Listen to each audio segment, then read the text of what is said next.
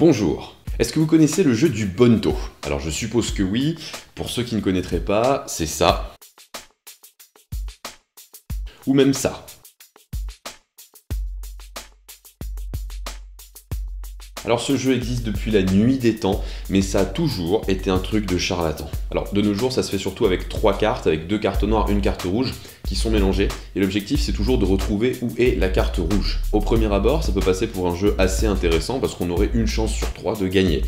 Mais non.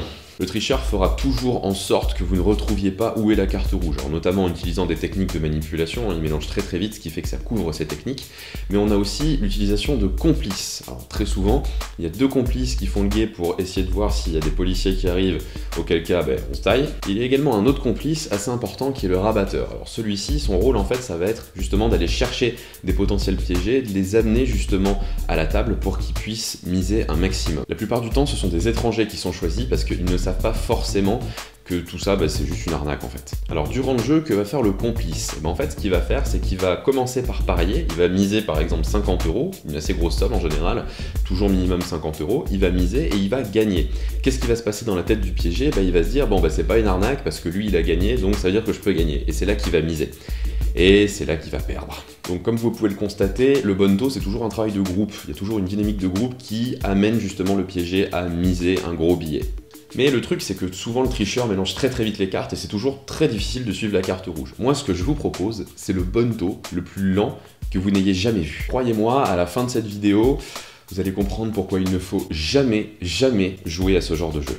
Démonstration. Donc comme vous l'avez compris, 2 cartes noires, une carte rouge, l'objectif est toujours de retrouver la carte rouge. Alors, bon, je vais essayer d'aller lentement, d'accord, comme je vous l'ai expliqué. Une carte noire, une carte rouge, une carte noire. Attention, je mélange, je vais lentement. C'est promis que j'allais lentement. Où est la carte rouge? Bon, ça commence maintenant, je l'avais mise ici. Bon, c'est pas grave, c'est le premier coup, c'est le coup d'échauffe. Je vais essayer d'aller encore plus lentement, d'accord? Ce sera peut-être un peu plus simple pour vous à suivre.